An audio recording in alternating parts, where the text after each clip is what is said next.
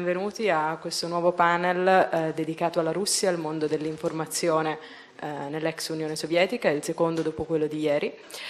Questo panel è stato organizzato dalla Associazione Giornalisti Scuola di Perugia, partner del festival dal 2007, in collaborazione con Open Democracy Russia, piattaforma che fa parte di opendemocracy.net. Open Democracy esiste da 11 anni, vanta un archivio di 12.000 articoli e ogni anno è raggiunto da 2 milioni di persone. Il punto centrale è i paesi che stanno raggiungendo la democrazia e quindi per sviluppare il dibattito a livello globale.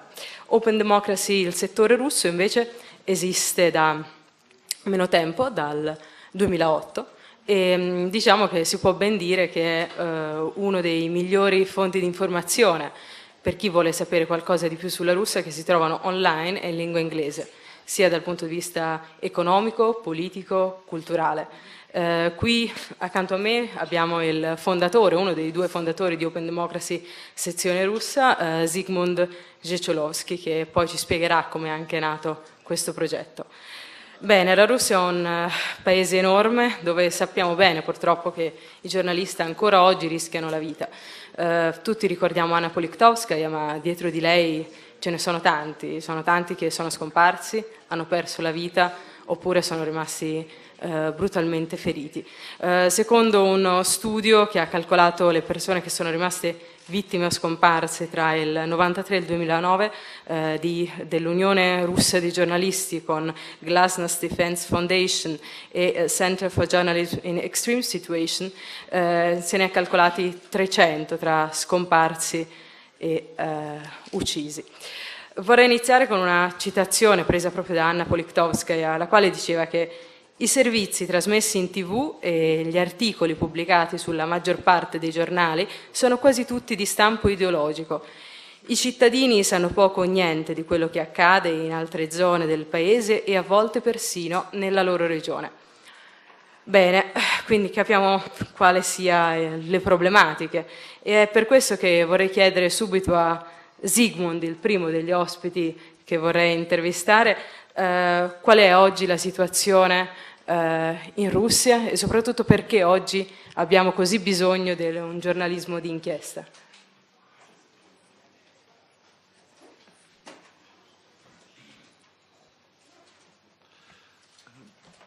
Russia is one of those countries repeating the pattern of being in transition. It changed its old political system and social system into a new system in the late 80s, early 90s, and it, in the end, resulted in a lot of complicated, it resulted in very complicated transformation, which created a very peculiar state, which is not like mature democracy that we know, or it isn't like the old dictatorship. It is kind of genetically very mixed kind of thing, without much transparency. And what happened was that the old morals, like moms and dads told their kids not to steal, those old morals are no longer valid because those who didn't adapt to new times remained poor, impoverished, and even hungry. Suddenly, new generation could see that you could benefit, you could change your life for the better, you could even prosper if you accepted things that mothers and fathers said they were not really nice or they were not honest. Suddenly, the country was flooded with wealth, with money, with free market economy, became chaotic. Natural resources were for grab, industries were for grab. Suddenly, people who didn't have anything could become millionaires or even billionaires in one night. It was a story like fairy tale. There is also corruption has been always present in Russian tradition, in Russian culture. It is some certain thing that was created long time in history when Tsar would send his people to the regions without any salary, and they could live only if they sort of found a source of income from the population they governed. That was the thing of maybe 16th or 17th centuries, but it sort of is in the genes, in the culture, it is remembered. And the result is corruption which is systematic. I must say that for somebody who comes from a country where we don't have this kind of corruption, or things are more transparent, when you get confronted with it, you really sort of don't understand how the whole country can be controlled by this kind of thing. Budget for every business have to be 2 times higher than it would be if there was no corruption factor. The figures are staggering, and some research studies have estimated the level of corruption equal to 30%, 20-30% of the gross national product. The capital outflow from Russia has reached absolutely staggering proportions. It's estimated that about $700 billion have been sent from Russia abroad from 1994 until 2013. That creates a very strange atmosphere, and there is a lack of transparency, which means that investigative journalism has something to do. I mean, there is an obvious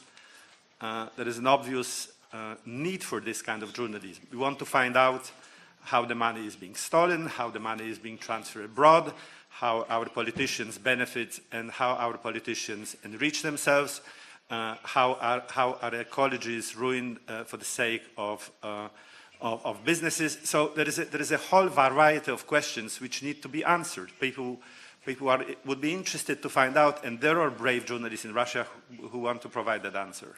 Bene, grazie già a Zygmunt Ciesiolowski, e di questi grandi giornalisti di inchiesta noi ne abbiamo qua con noi al tavolo altri 3. Li presento partendo dal più lontano, Roman Shlienov. Roman Shlienov oggi è una delle giornalisti di Viedmasti, uno dei giornali economici più importanti in Russia, e per anni ha lavorato prima però alla Novaya Gazeta, lo stesso giornale dove lavorava Anna Politkovskaya, uno dei giornali indipendenti forse più interessanti. Poi abbiamo a seguire Svetlana Reiter. Svetlana Reiter, anche lei reporter investigativa, era ieri al panel, lo ricordiamo, collabora con più testate, ricordiamo è corrispondente per la rivista Bolshoi Gorod e per Esquire Russia, e ha tra l'altro vinto numerosi premi per i suoi lavori di inchieste e approfondimenti. E poi la giovane giornalista Anastasia Kirilienko, oggi freelance, che collabora anche lei per Open Democracy, e per 4 anni ha lavorato a Radio Liberty, una interessante realtà giornalistica russa che sta cambiando, è cambiata nel corso dell'ultimo anno, e poi avremo l'opportunità di capire perché e perché appunto lei poi ha deciso di andarsene. Io darei subito la parola a Roman Shlienov, che ci spiega appunto, tra l'altro ha presentato una piccola presentazione con le immagini che vedremo qua sullo schermo su quali sono i suoi lavori di inchiesta degli ultimi anni e come in realtà lui riesce a lavorare. Ricordiamo è un vero punto di riferimento per questo tipo di giornalismo che in paesi come la Russia chiaramente è importante, come diceva Zygmunt, ma è anche particolarmente difficile. First of all, thank you very much for you are interested in Russian topics. I never expected that so many people have interest in what's going on in Russia. I can say that maybe I'm lucky because I have never worked for any state-controlled mass media. That's why I never ran against any censorship or any threats from the part of somebody, our heroes, for example. I can show you some examples of our work, what we investigated when I was working for Novaya Gazeta, and what we are investigating now. Some of our works were cross-border investigations because we are cooperating for a long time with, for example, International Consortium of Investigative Journalists.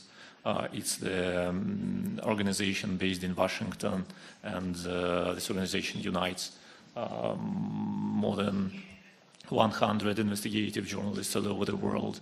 And the other organization, OCCRP, Organized Crime and Corruption Reporting Project, that unites journalists in Eastern and Western Europe.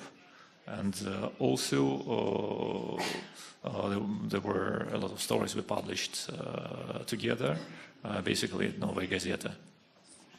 I will start from the projects we had in Novaya Gazeta when we cooperated with one more international organization. It's SCOOP, the project of Danish Association of Investigative Reporting. It was several years ago when we started the series of articles dedicated to the person, one of the Russian suspected mobsters, who was arrested in Spain. Can we show? It's unfortunately the photo is small. Yeah, but just to show the couple of these persons. The guy here is Gennady Petrov. He was arrested in Spain several years ago and accused as the leader of Russian Mafia in Spain. We got a lot of documents from this criminal case proving that he was strongly connected with a lot of Russian officials, top ranking officials, with some Russian businessmen, and had wonderful businesses and still have wonderful businesses in Russia. For example, one of the witnesses who was the lawyer for Petrov in Spain when he was arrested gave testimony that he got acquainted with Petrov through Spanish intelligence officer. And this intelligence officer told him that Petrov was a long-lasting friend of Putin, and even told the stories of his connection in the past. When we started checking this information, we understood that really, for many years in Russia, Petrov was acquainted to many top officials, especially from St. Petersburg. He was acquainted to the people who became ministers in Putin's government. He was acquainted to some of Putin's friends. So these wide connections brought us to publish this material, showing the real estate in Spain that he purchased for Russian ministers, showing the real estate of some deputies of Russian parliament who got contacts with Petrov and bought villas and yachts from him. We published a series of articles. It was several stories, but finally nothing happened. There was no reaction at all. Of course, nobody in Russia conducted any official investigation. And Gennady Petrov himself finally left Spain, though he was in prison first, but then they let him go home because he needed some medical treatment, as he told it, and he forgot to return back. So he's now in Russia. His property in Spain is confiscated, but there is any investigation in Russia on this topic, and of course nobody will study all his connections with top Russian politicians. Concerning the reactions to our other publications, for instance, we have recently at Vedomosti Business Daily, we have this project, we can show it. This is the project with ICIJ, International Consortium of Investigative Journalists. This is the project dedicated. Sorry, we need to stop it. Can we return back and just stop on this? This is the project dedicated to the beneficiaries of companies registered in British Virgin Islands. Recently, ICIJ got a huge amount of information of real owners of BVI-registered companies. And I, in particular, monitored the Russian part of it. A lot of real owners with Russian names, and we found plenty of Russian businessmen there, but the focus of our attention were not businessmen, but the people close to the state or to the state corporations. And there, in this list of beneficiaries of BVI-registered companies, we found people from Gazprom, for example, deputy head of Gazprom, Mr. Golubev, who is a long associate, a long friend of Mr. Putin. They served together in KGB in their past, and then recently worked for St. Petersburg government many years ago. Yeah, and finally Golubev became one of the top managers of Gazprom. And in 2008, he instituted this company in British Virgin Islands. We never got any answer from him what was the purpose of instituting this company in British Virgin Islands. But it was strange because recently in Russia, and it is a positive moment because recently in Russia there is an anti-offshore campaign, and officials, I mean public officials and top managers of state-controlled companies are obliged to reveal their assets, or even recently they were prohibited to have any offshore zones, any businesses abroad, and there were even questions about houses and different other property abroad. Whether it will be prohibited or not. It is a positive moment. But negative moment is that even people that are close to Putin, they had these offshore companies, and nobody from the state, nobody from the law enforcement, nobody from finance monitoring asked them any questions about it. The questions are asked, most of the questions are asked to businessmen who can afford these offshore companies, and Russian businessmen, when they started these offshore companies, it is quite possible to understand why they are doing it. Because they do not trust Russian legal system, because they want to hide their money from the states, because they are afraid that different people close to the state can easily grab this money for this or that reason.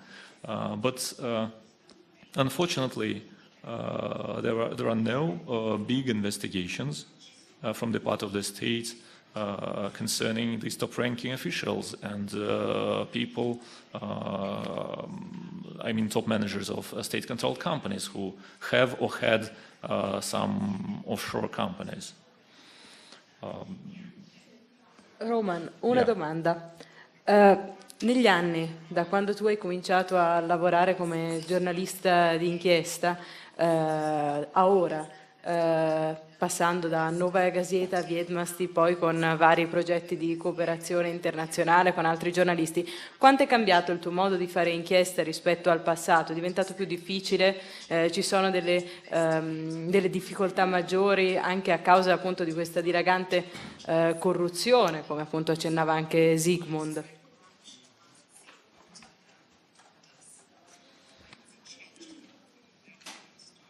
You see, in Russia, Russia is a very good country for journalists to work. I mean, it's maybe a contradictory things I'm talking about now, but there are a lot of topics because the corruption is very strong, and you can find easily a lot of topics for the investigation. The problem is that there are not so many places not so many newsrooms, not so many newspapers or magazines you can work for to publish these investigations. I can tell that Vedomosti Business Daily, which is a Russian project of the Wall Street Journal and Financial Times, Novaya Gazeta, which is known for many years as oppositional newspaper, it is very good fields to work. I mean, good places to work for journalists. But still, concerning the reaction, the problem is the reaction of the officials and these state-controlled companies on what we are publishing. Because the reaction was like something like this. When we asked, for example, people from Transneft, it's oil transfer monopolist in Russia that control all the oil pipes in the country. We made the story about the head of this company who served in KGB in his past, who is a old friend of Putin, and we disclosed all these connections, all these ties, wrote about his career in the company. And he never answered any questions. He showed that he disliked it. And after our publications, some strange articles emerged in the internet, in the absolutely unknown websites, saying, for example, that I am linked with the French intelligence somehow. Yeah.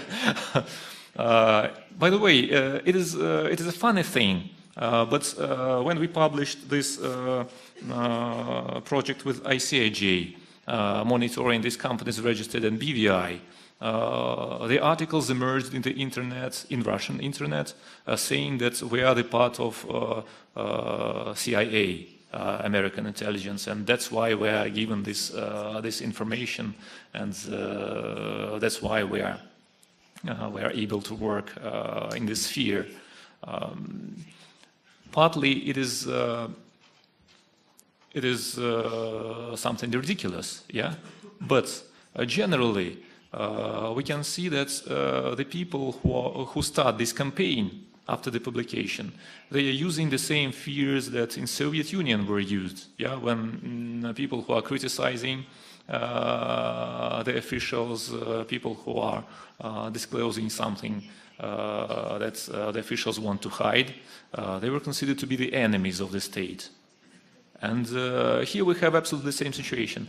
I don't think that it is the tendency. I think that it's something that lost from this period in Russian history. But still it exists, it still exists. And it is strange if we take into consideration many years that passed since the Soviet Union collapsed. Yeah. Grazie della risposta. Adesso vorrei coinvolgere Anastasia Kirilenko. Abbiamo sentito già nel contributo di Roman il nome di Putin. Beh, anche lei ha lavorato su questo argomento negli anni in cui era a Radio Liberty e è stata un'importante inchiesta per lei. Ci racconta come è nata e come è riuscita anche a capire di più di quelle relazioni che insomma nessuno quasi voleva conoscere più approfonditamente. Hello all. I started my career in journalism 5 years ago, and I did one interesting thing since the beginning. I infiltrated a meeting of people who were explaining how to falsify parliamentary elections, how one person can vote 30 times for Putin's party. But then I decided to do a more serious job, and I discovered that a so-called Putin's file existed. It's an old story. It occurred in 1992. It's also about St. Petersburg, where Putin was vice mayor. there was a shortage of food in St. Petersburg, like in other cities of Russia, and Putin pretended to do strange things to resolve this problem. For example, he founded a municipal casino, and he said in his official interviews that the money from this casino will help poor people to have food. And also, but the most famous story is about the so-called program Oil for Food. Putin signed documents that allowed it export of 100,000 tons of oil, wood, rare metals and other materials abroad. And some food should arrive in response, but it never happened. In any case, there was a local parliamentary investigation. According to this investigation, the food has never arrived. And what I did, I persuaded the deputy who led this investigation, Marina Salye, to give a large interview and also to give new documents where Putin's signature appeared. And we published these documents for Radio Liberty. This courageous woman, Marina Salye, have not spoken to the press for 10 years. But he made an exception for my media, Radio Liberty, probably because of its reputation as of media really free of censorship. For example, formerly, the journal Vedomosti refused to publish the story. The former editor-in-chief of Vedomosti, now he's a columnist, and he writes columns like "We will never know the truth," and things like this. Also, one witness said to me that the money from this operation in which Putin participated arrived to accounts of a bank, Kreditanstalt. Now it's a part of Unicredit. So probably Unicredit will help us to find the truth. But after my investigation, I can't say that there was no reaction, because the press secretary of Putin said, well, it's an old hat. There was an inspection of it and nothing was found. Probably he means nothing illegal, but the problem is we don't know really what happened, what inspection on this activity of Putin was carried out really. And Putin criticized personally Radio Liberty in his statements. He said we were a part of CIA, of course, and when he was a KGB agent, it was his enemy, Radio Liberty, American radio station. And Radio Liberty received 2 warnings from Russian government. And any media outlet can be closed after 3 warnings of inadmissibility, of violations of law, something like that. So then a certain reform of Radio Liberty was carried out, and me, I resigned in protest because I was told to do more normal journalism, less investigations, and so on. For me, it was not acceptable, and so now I'm at freelance. coraggio alla Anastasia che per fare la giornalista decide di rinunciare anche a un lavoro sicuro come poteva essere quello di Radio Liberty per fare la giornalista davvero al 100%. Adesso invece vorrei coinvolgere Svetlana Reiter, che abbiamo già visto ieri nel precedente panel. Lei ha lavorato anche durante le proteste di Piazza Bolotnaia, durante le proteste del dicembre del 2011. Bene, siccome questa anche parte di giornalismo che lei ha svolto appunto ormai più di un anno fa, non abbiamo parlato magari anche a sufficienza ieri. Com'è stata lei? Come si è sentita a lavorare come giornalista che voleva raccontare quel che vedeva in un paese dove, come vediamo, non sempre è possibile, dove anche le inchieste di Anastasia Kirilienko hanno avuto difficoltà per essere state pubblicate e così via?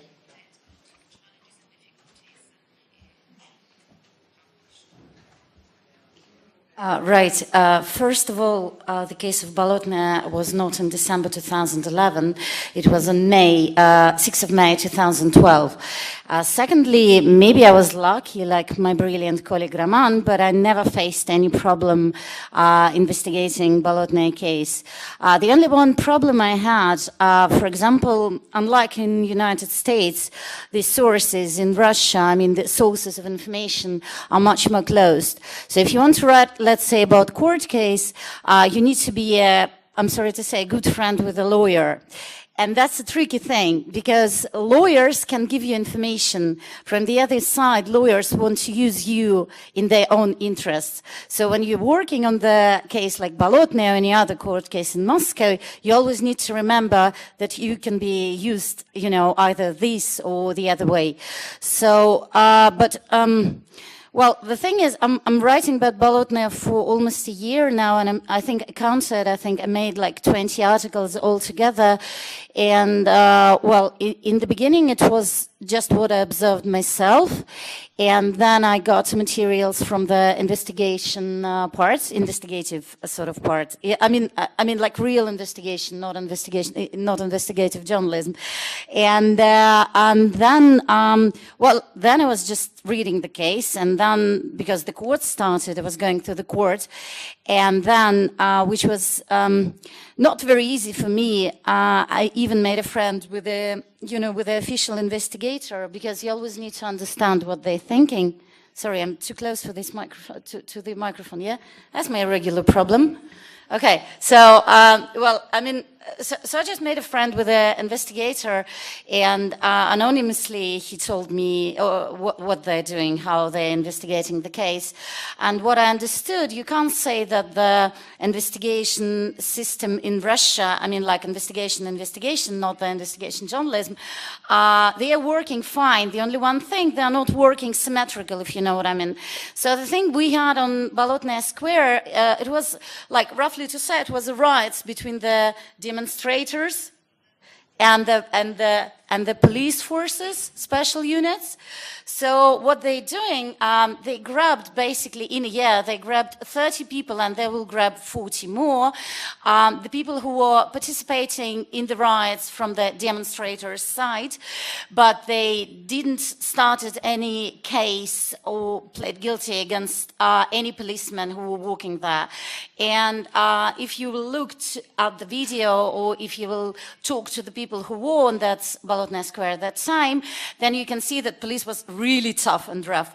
And but they're not starting any case against them. So my purpose is what I'm trying to do now, because in the beginning I was observing this story, then I was like publishing some documents I found, and now my main aim or purpose is to explain to the people, to any actually people, to the readers or to anyone, that the police people, I mean from Amon, from this special unit, special force, they also need to face the, how do you call it, the charge? Can I call it the charge? Well, I mean, so that's what I'm doing. But I didn't face any problem. The only one thing, I'm agreeing with Raman on this matter, you can write a lot of reports. I'm not that serious investigative journalist, but you can write a lot of reports, but you don't have the reaction from the government, or you don't have reaction from any other like second side involved. They just don't care. I don't know if I'm wrong, I don't know if I'm right,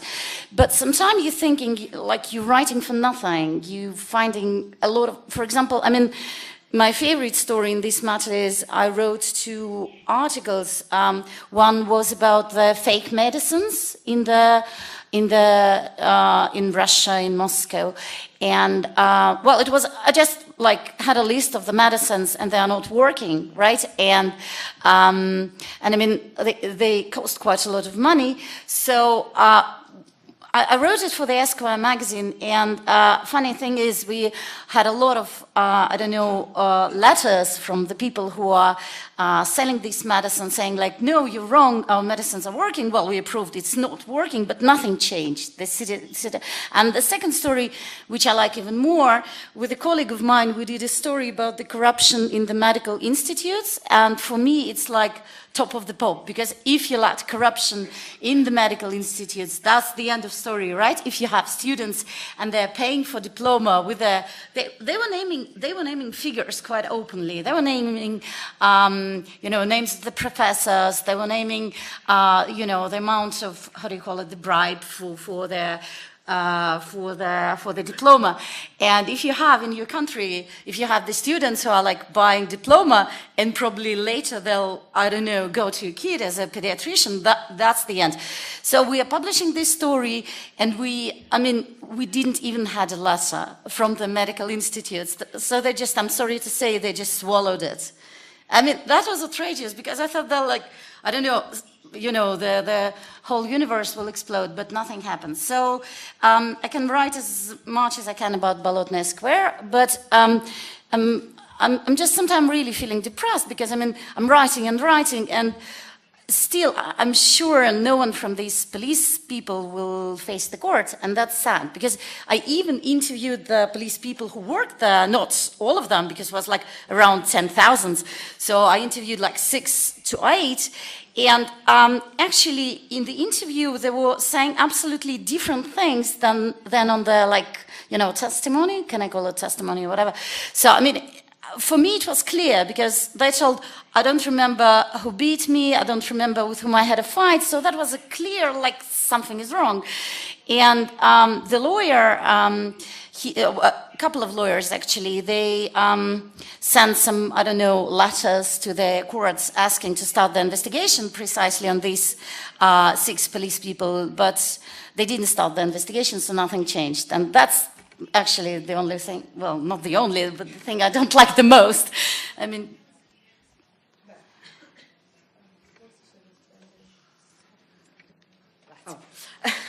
beh, anche questo è un aspetto interessante che magari non sempre emerge.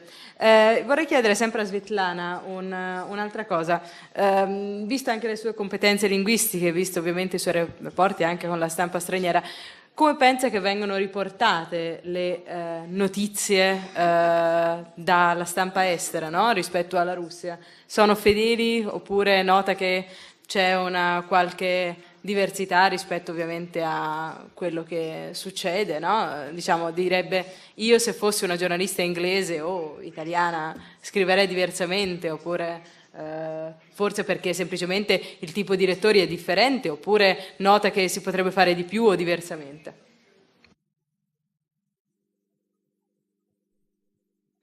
No, I think I answered, funny thing is, I answered the same question yesterday. It's my like favorite question now. No, I think foreign press is working really okay. And when I was working, and I'm still working for the Esquire magazine, I had one of my favorite projects. It was, I was making an interview with a foreign journalists who are working and living in Moscow. And it was 12 journalists, one of them, 2 Italians actually, Marco Franchetti from Sunday, no, not Sunday Times. Is it Sunday Times? Yes. Do you remember? Oh, Sunday Times, thank God. Okay, so, and Fabrizio Dragassi from Corriere della Sera. So the thing about Fabrizio Dragassi and Corriere della Sera, they're very accurate.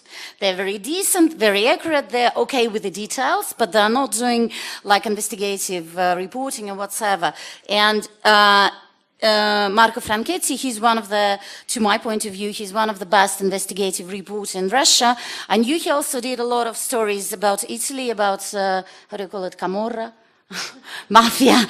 So he's really great guy. And I mean, well, he told me how he's working, and I mean, for a week he can wait for the source to inform, and you know, all this stuff you see only in the movie.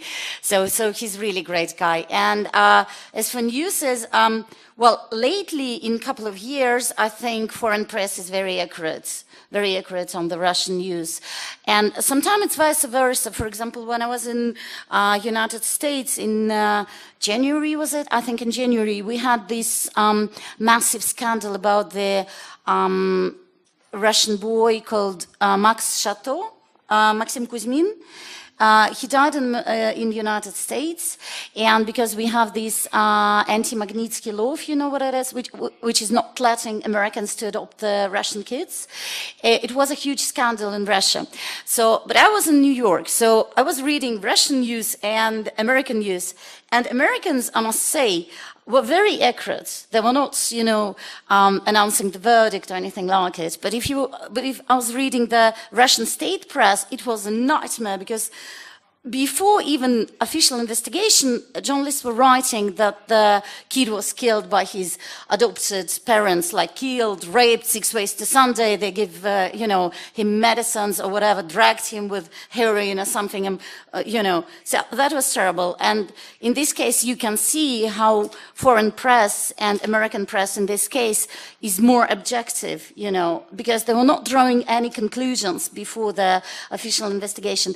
And only in one source, and that was Gazeta.ru, and it's actually my favorite source in Russia. It's very, very nice internet newspaper sort of thing.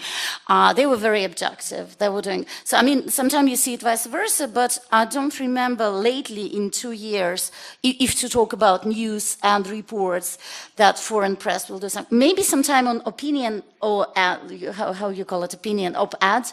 Sometime maybe it's something I don't really like or agree, but in the news or in the reports they're working really, really good. Meglio così, insomma. E adesso vorrei ritornare a dare la parola a Zygmunt per l'importanza che ha oggi Internet nella diffusione delle informazioni e poi chiaramente anche di approfondimenti e articoli di giornalismo di inchiesta.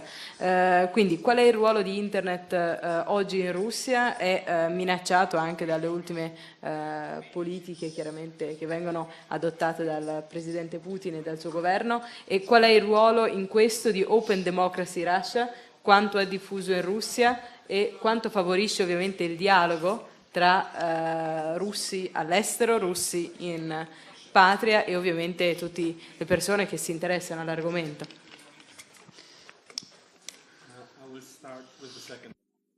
I will start with the second question, because this is always nice to boast your own work and to praise your own work, so, and to promote it a little bit. Open Democracy Russia brings articles from Russian authors, experts, intellectuals, journalists, academics, writers, and we also have Western authors who write for us, who are also expert analysts, journalists, intellectuals. We cover Russia and other post-Soviet republics, and over the last 5 years we published something like 2,000, 3,000 articles. And usually we try that when we have Western author who writes for us something interesting on Russia, we try to have it translated to Russian and to publish on some websites in the Russian Federation. And it goes also the other way around. When we have Russian author writing for us, we also want this article to be published in Russia. That's why we build some kind of bridge, some kind of dialogue, which helps to understand what's taking place in Russia. And I think what Elisabetta has already said, that open democracy Russia is probably in English, which is a global language, is probably the best source of information and analysis on post-Soviet Russia and some other post-Soviet republics, such as Ukraine and Georgia, for example. Internet, I wanted a little bit to return to the question with which Elisabetta started our panel today, that I think I didn't answer as I wanted. Always, there is this French saying, esprit d'escalier, and then you remember that you wanted to say something and you've forgotten. Soviet Union, which died only 22 years ago, it's not so long ago. And they didn't have an investigative reporting in Soviet Union because the press was controlled, there was censorship, and maybe there were some leaks on wrongdoings by the authorities, but disseminated by dissidents, but there wasn't any investigative journalism. And suddenly people felt that there is a demand for it. Historical article, the first historical article, which is like the beginning of Russian investigative reporting, appeared in popular weekly magazine Literaturna Gazeta in 1988. It was written by a journalist who later became deputy editor of Novaya Gazeta, who has impossible name to pronounce for anybody who is not Russian. His name was Yuri Shchekachychin. He is believed to have been killed in 2003 for his another investigation. But this 1988 article titled "Lion is Getting Ready to Jump" had one fantastic sentence, which said, "We always thought that mafia and organized crime, this is in cinema only. But now we realize it's life." His second article, which was called, the same year, 1988, was called "Lion Has Already Jumped," gave a lot of examples of real organized crime in Russia, how criminal world interacted with government, how government officials cooperated with criminal world. That was the beginning. In 2003, Shchekachychin, who investigated a number of important things like apartment houses bombings in 2000, which led to President Putin, which was dramatic. I wonder if you remember that in 2000, three apartment buildings in Russia have exploded and hundreds of people have been killed, and it created the feeling of terror, which sort of led people to believe that Putin was going to be the president who will finish the chaos, who will fight terror. And it is believed that some people believe that all these apartment houses building explosions have been somehow provoked by sort of secret services, and Shchekachychin was quite involved in investigating this. In 2003, he also investigated a corruption scandal about 3 Wales furniture store. And one day he returned to Moscow from his business trip, and then in 10 days, he must have been obviously poisoned. He dies after 10 days following some crazy, strange allergic reaction. And we somehow believe now it was pretty similar to the way how former KGB agent Litvinenko was killed in London.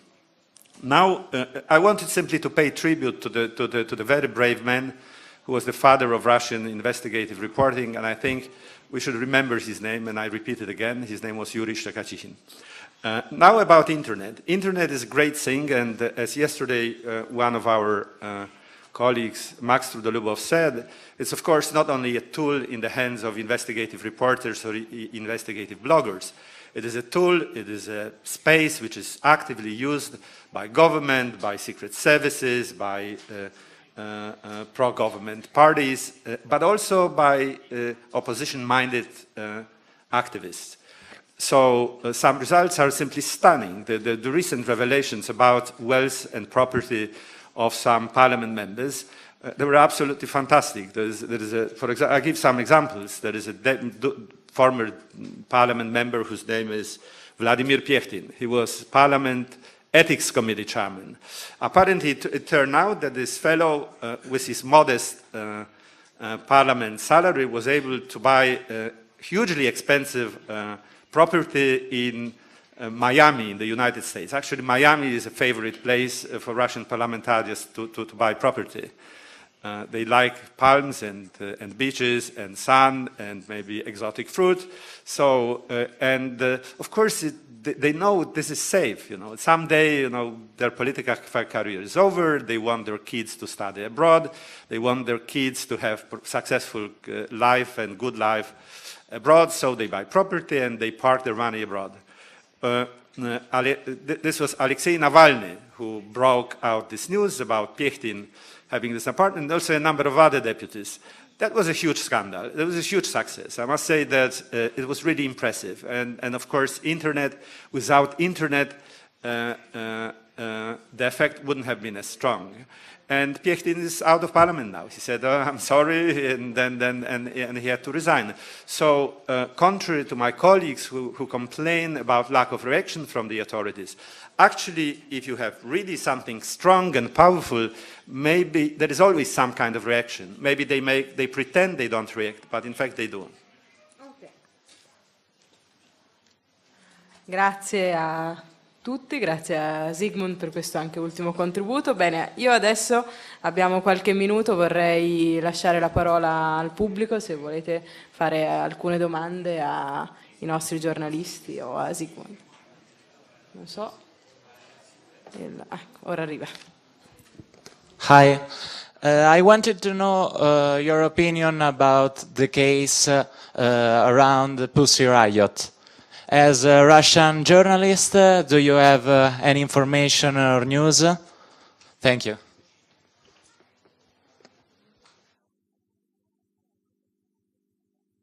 Well, Pussy Riot, two of them are still in jail.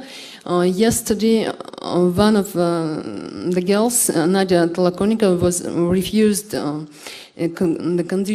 conditional release from prison. Now, the case, how to say, united the Russian opposition. At the beginning, it was more difficult to protect them because their act was very violent, and many Russians are devoutly Christians or Orthodox.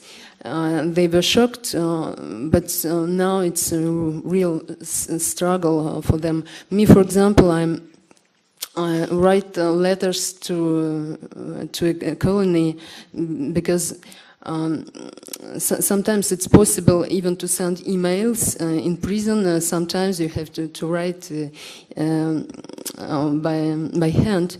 And I publish a blog by one of girls writing by hand. Yeah. And then I transcript and I publish it on internet.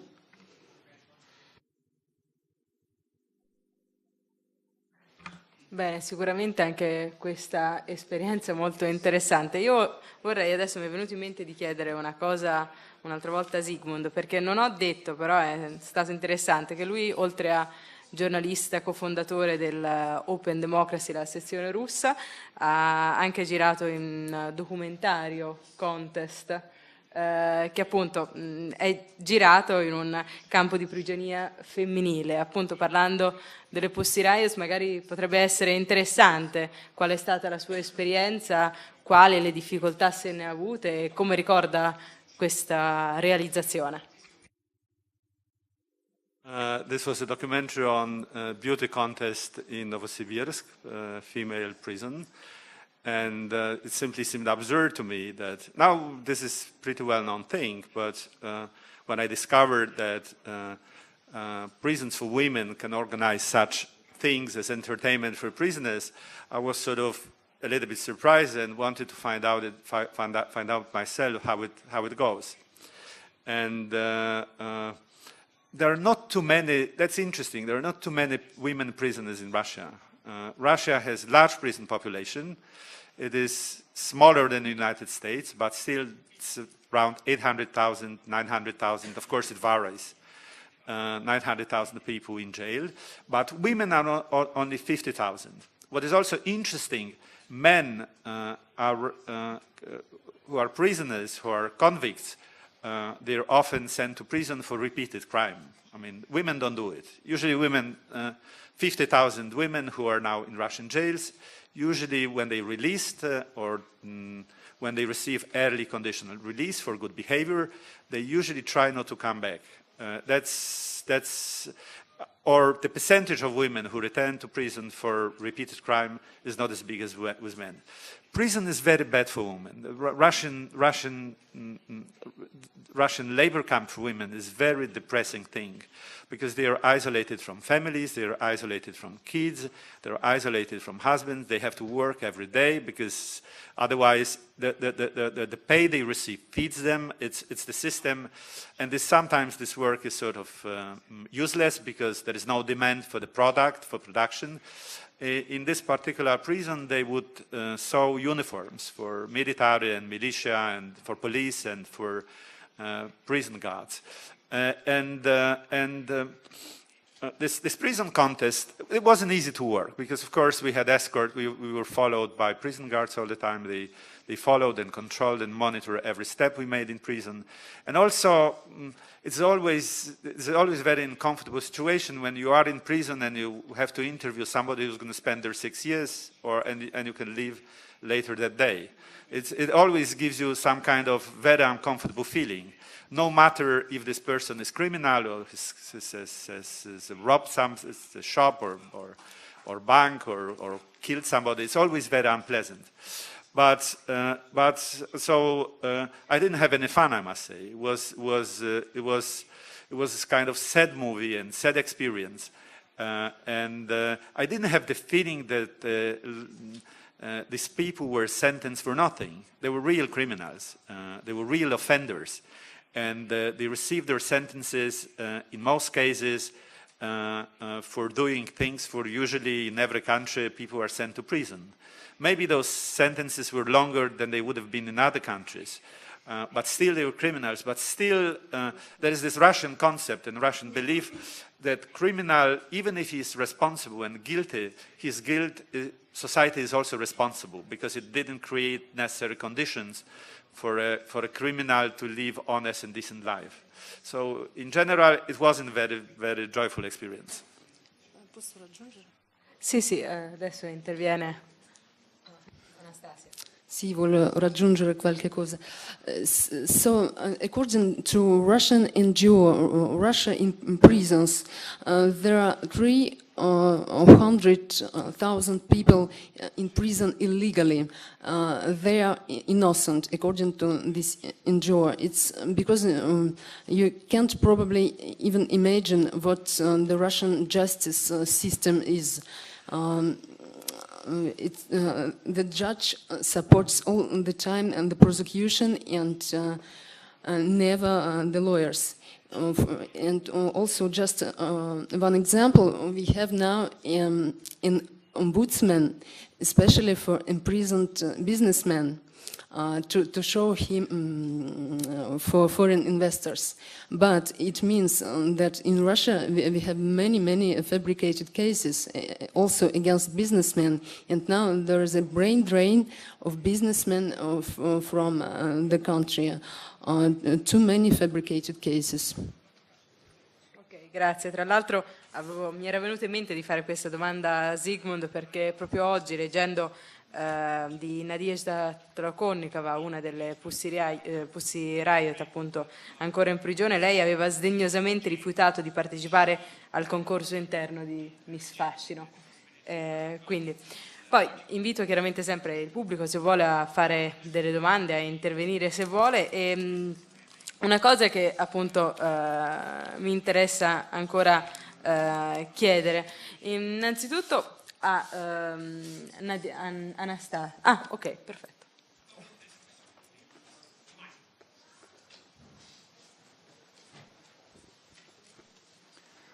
Salve, io volevo dire prima di tutto, qualche mese fa c'è stato un incontro a Napoli dei giornalisti russi. Non ricordo bene chi lo promuovesse e con quale finalità, però c'è stato questo incontro. Penso dei giornalisti che lavorano nei paesi esteri della Russia. Volevo chiedere se voi ne eravate a conoscenza, cosa ne pensate. Poi, proprio altri di 20 secondi, avete già in parte risposto a questo che sto per chiedere, però un approfondimento sulla magistratura in Russia, che come mai non si riesce ad arrivare, se si riesce o non si riesce ad arrivare a condanne di uomini legati alla politica o all'alta imprenditoria. E l'ultima cosa sui brogli elettorali, se ci sono stati, quanto hanno inciso? A chi è la domanda? Svetlana, visto che ha risposto appena adesso Anastasia. Dei brogli elettorali aveva parlato lei. Sì, sì. Il resto a chiunque. Well, I will answer in English. So the fraud of elections existed in Russia since many years. Me, for example, I discovered it in 2007 for parliamentary elections. I infiltrated a group of people, strange people, who explained how to falsify elections, how one person could vote 30 times in different bureaus for voting, 30 times for United Russia, it's Putin's party. But in 2007, such cases, of course, I published articles, not only in Russia and so on, and it was a small scandal, and my colleagues also discovered many frauds of elections. But people were indifferent in Russia, and that's the problem. I remember that there were many police cars on Red Square the day of the elections, but there were no protests at all. And in 2011 already, when Putin said practically that he will stay for another 12 years, because now he's elected for 6 years. He changed the constitution a few years ago. Formerly, the president was elected only for 4 years. So when Putin said, I'm back to presidency, people were very indignant. And this protest really begins. Many ordinary people, not journalists, became observers of elections, and they saw by their proper eyes the frauds, box ballots, and so on. Official observers from OSCE also recognized considerable suspicions on frauds.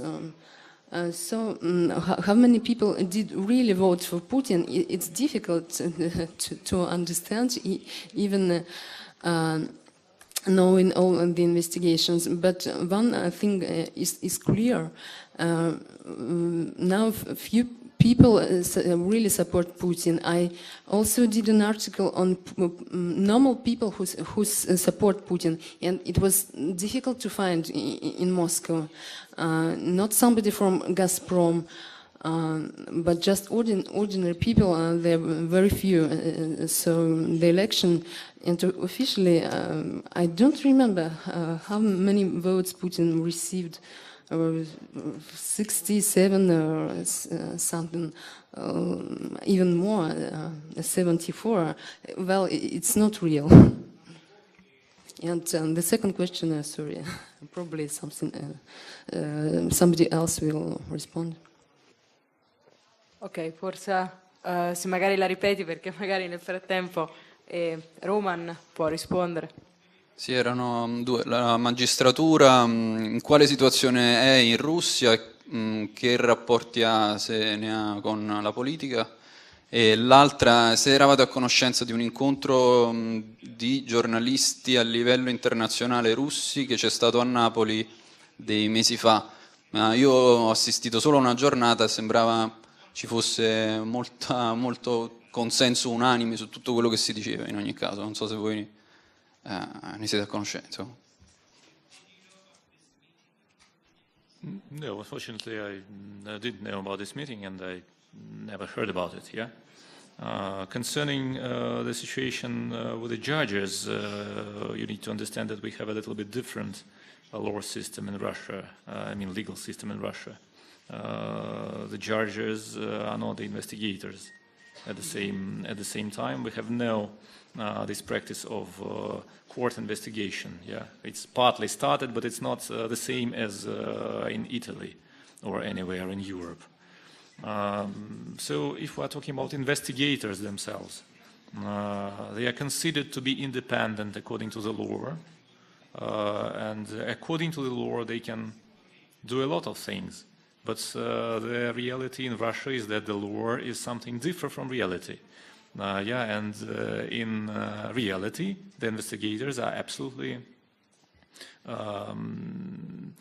how to put it, they are absolutely not independent from their bosses, from the generals in police. They are dependent, they're dependent from the generals, from the police generals, from the prosecutors who are on the bigger level than they are.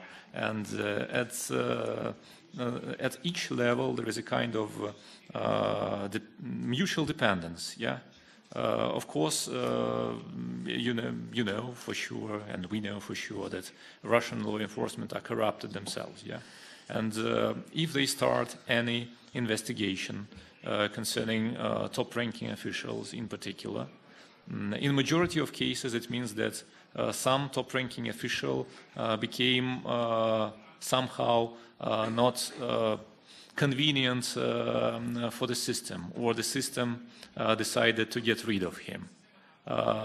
This is, for example, the case of Minister of Defense of Russia, former Minister of Defense of Russia, Serdyukov. We covered this story, we published a lot of articles on this topic, and a lot of articles were published in Russia recently. The case started against some of his subordinates, but even now he's under investigation, but nobody could say for sure if he will be arrested or not. Even his subordinates, you can compare it with other criminal cases in Russia, when women, even pregnant women, were sent into prison. But in this case, we have his subordinate and close friend, Vasilyeva, who was the former head of some managing structure of Minister of Defense, and she's not in prison. She's under home arrest, and maybe is a proper decision. But this is a decision that was taken to the friend of former Minister of Defense. In majority of other cases, the people are sent to prison, even for less amount of money that was stolen. And here in this situation, we have some kind of investigation. Everybody from top-ranking official, they say that no, this will be a proper investigation that will go up to the end, and people will be indicted and sent to prison. But the reality shows that top figures are not investigated properly, because they have influence, because if they then understand perfectly well that if they start ask questions, these people, they have a lot of information about other top-ranking officials, they have a lot of information about their connections in the top, they have a lot of information about who covered this story and how they got these positions in the ministry, and so on and so on. And if the leaks started, it will be impossible to stop it. So they are very cautious concerning these investigations of the top figures in Russia.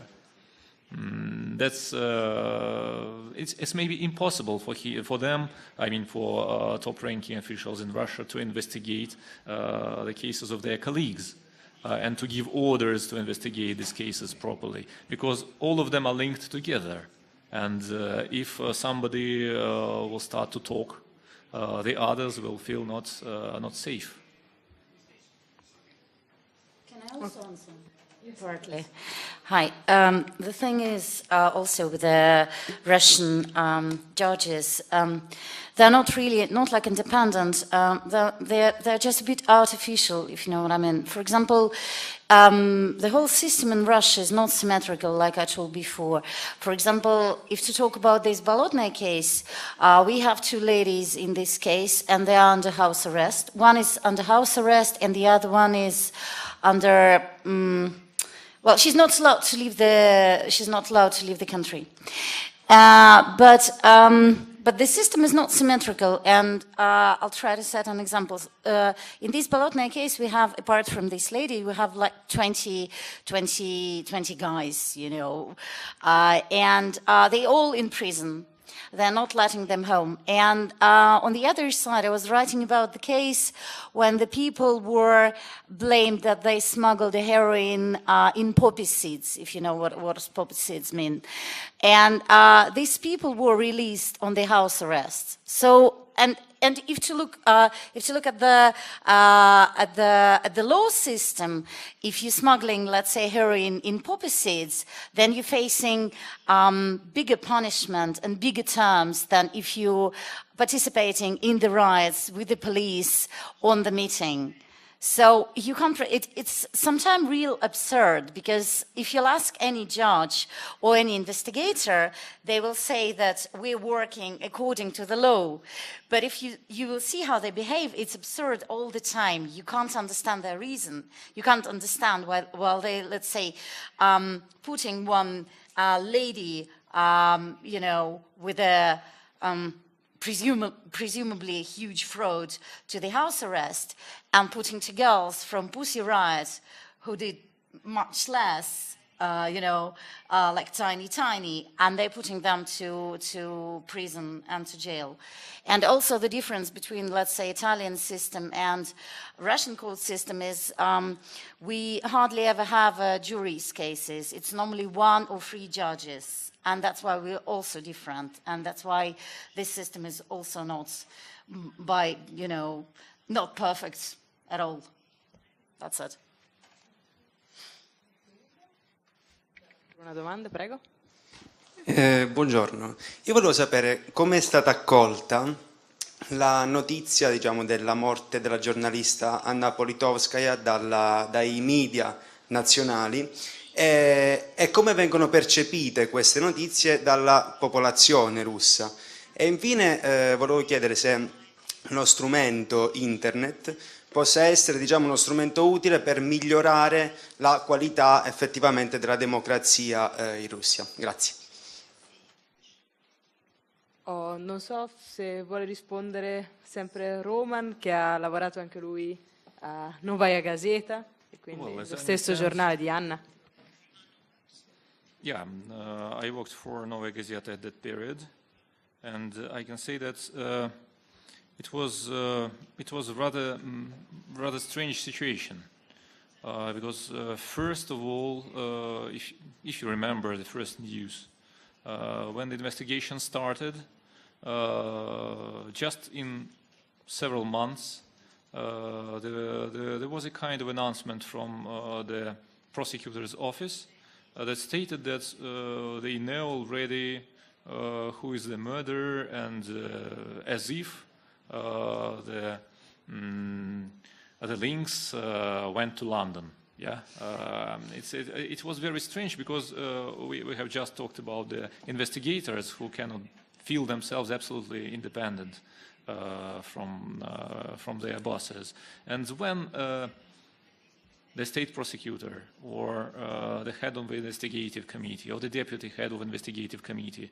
announced something like this, it is a problem, because it makes investigators somehow change their points of view how to investigate this case. Yeah.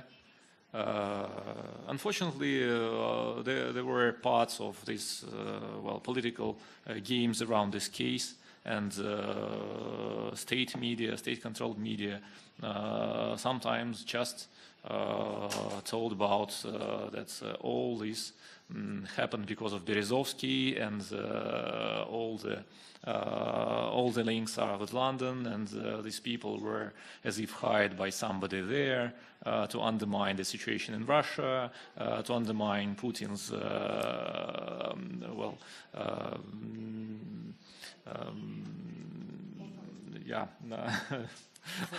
so authority, yeah, and that was the first thing we ran against.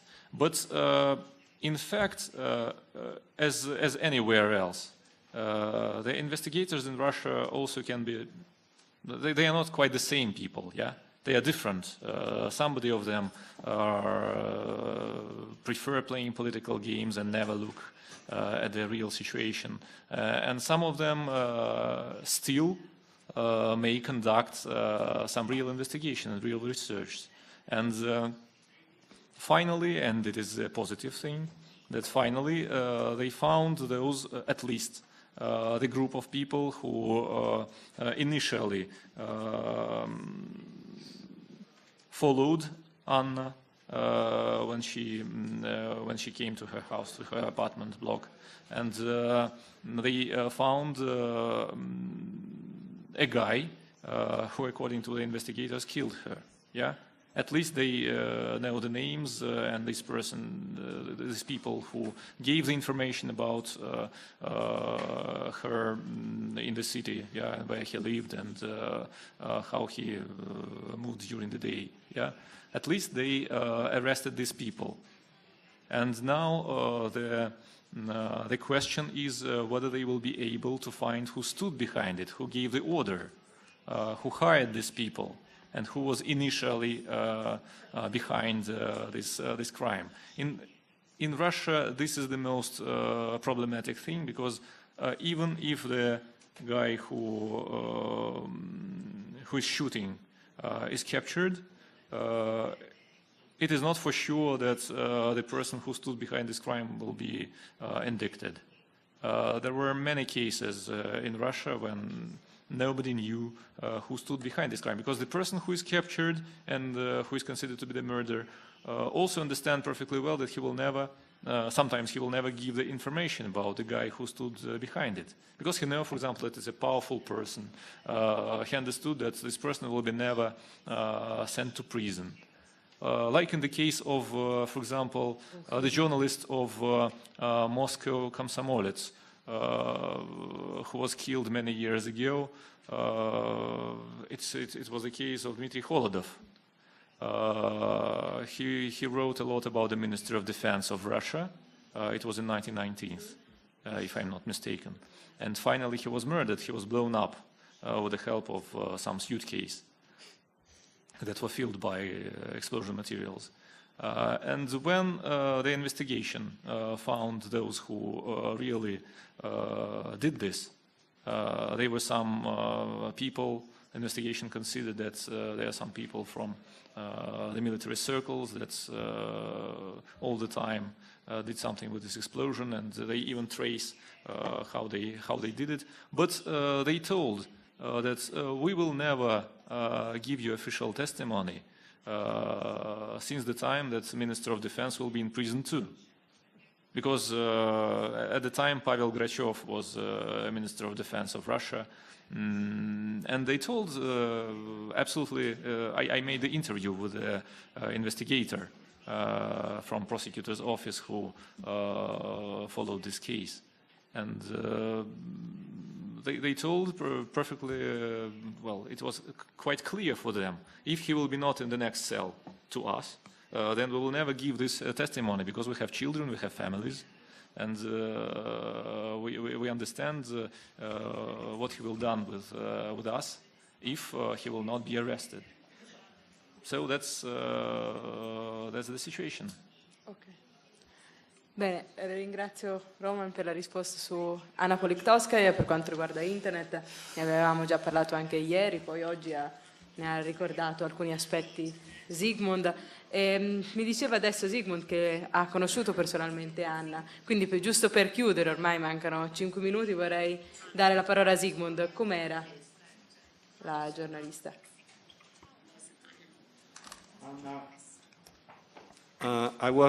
I visited her home a couple of times. I met her in the office of Liberty Radio, and I met her in Novaya Gazeta, and I must say I was always impressed by her courage and determination to fight for truth, which is not always the case with our colleagues. And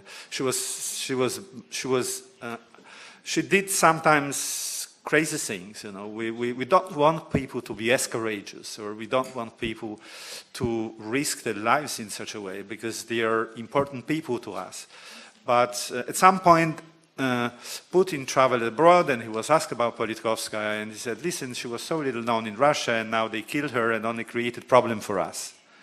But that was not true, and I think she is a cult person for everybody who believes that truth should prevail, and truth is an important thing, and you have to fight injustice, and you have to fight for fair life and fair world.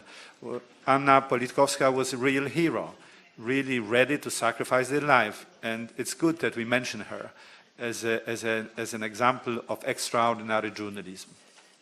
Ok, ringrazio tutti gli ospiti che sono stati qua a questo panel, ringrazio Roman, Svetlana, Anastasia e Zygmunt, ringrazio voi del pubblico e insomma complimenti a voi e speriamo di rivedervi presto. I sort of forgot to say this. We also have to thank our sponsors, the Bell Foundation, which sponsored the arrival of our Russian guests here to the festival. Without their support, we wouldn't have had this wonderful panel, and maybe next year they will help us again, and we produce even more interesting events. Thank you.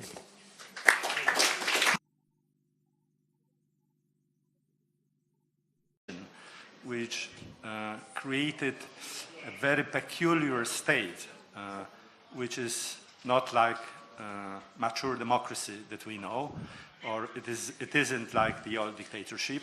It is kind of genetically very mixed kind of thing, without much transparency.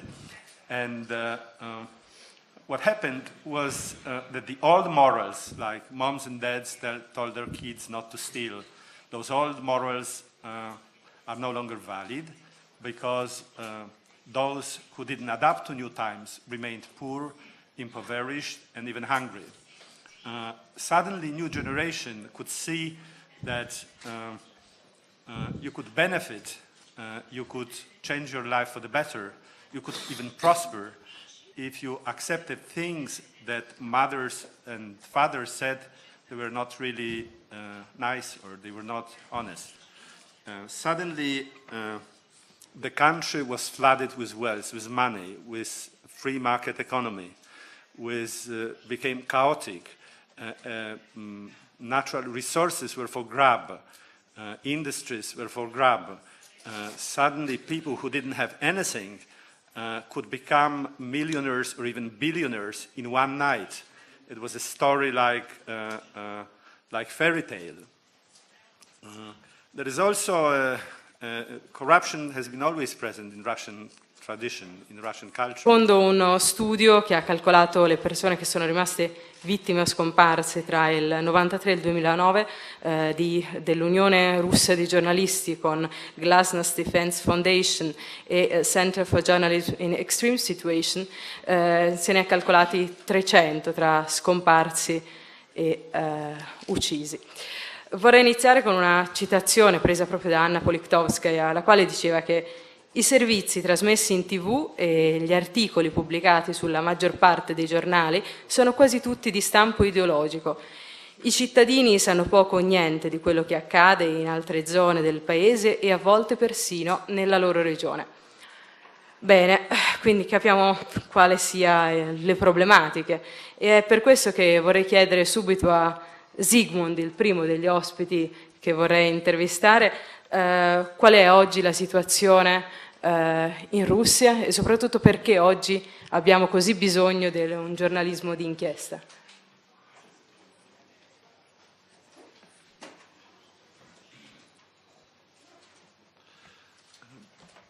Russia is one of those countries repeating the pattern of being in transition.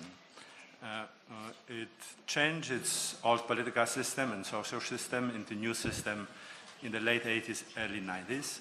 And it, in the end, resulted in a lot of complicated, it resulted in very complicated transformation. It is some certain thing that was created long time in history when Tsar would send his people to the regions without any salary, and they could live only if they sort of found a source of income from the population they governed. that was the saying of maybe 16th or 17th centuries, but it sort of is in the genes, in the culture, it is remembered. And the result is corruption which is systematic. I must say that for somebody who comes from a country where we don't have this kind of corruption, or things are more transparent, when you get confronted with it, you really sort of don't understand how the whole country can be controlled by this kind of thing. Budget for every business have to be 2 times higher than it would be if there was no corruption factor. The figures are staggering, and some research studies have estimated the level of corruption equal to 30%, 20-30% of the gross national product. The capital outflow from Russia has reached absolutely staggering proportions. It's estimated that about $700 billion have been sent from Russia abroad from 1994 until 2013. That creates a very strange atmosphere, and there is a lack of transparency, which means that investigative journalism has something to do. I mean, there is an obvious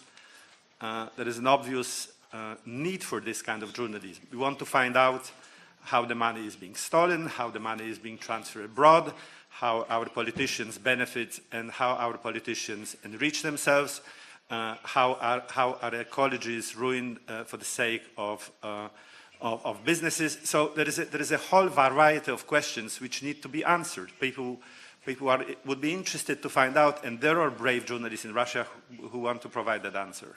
Bene, grazie già a Zygmunt Jeciolowski, e di questi grandi giornalisti di inchiesta noi ne abbiamo qua con noi al tavolo altri 3. Li presento partendo dal più lontano, Roman Shlienov. Roman Shlienov oggi è una delle giornalisti di Ried, uno dei giornali economici più importanti in Russia, e per anni ha lavorato prima però alla Novaya Gazeta, lo stesso giornale dove lavorava Anna Politkovskaya, è uno dei giornali indipendenti forse più interessanti. Poi abbiamo a seguire Svetlana Reiter. Svetlana Reiter, anche lei reporter investigativa, era ieri al panel, lo ricordiamo, benvenuti a questo nuovo panel dedicato alla Russia, al mondo dell'informazione nell'ex Unione Sovietica, è il secondo dopo quello di ieri. Questo panel è stato organizzato dalla Associazione Giornalisti Scuola di Perugia, partner del festival dal 2007, in collaborazione con Open Democracy Russia, piattaforma che fa parte di opendemocracy.net. Open Democracy esiste da 11 anni, vanta un archivio di 12.000 articoli e ogni anno è raggiunto da 2 milioni di persone. Il punto centrale è i paesi che stanno raggiungendo la democrazia e quindi per sviluppare il dibattito a livello globale. Open Democracy, il settore russo, invece esiste da meno tempo, dal 2008, e diciamo che si può ben dire che è uno dei migliori fonti di informazione per chi vuole sapere qualcosa di più sulla Russia, che si trovano online e in lingua inglese, sia dal punto di vista economico, politico, culturale. Qui accanto a me abbiamo il fondatore, uno dei 2 fondatori di Open Democracy sezione russa, Zygmunt Jeciolowski, che poi ci spiegherà come è anche nato questo progetto. Bene, la Russia è un paese enorme dove sappiamo bene purtroppo che i giornalisti ancora oggi rischiano la vita. Tutti ricordiamo Anna Politkovskaya, ma dietro di lei ce ne sono tanti che sono scomparsi, hanno perso la vita oppure sono rimasti brutalmente feriti.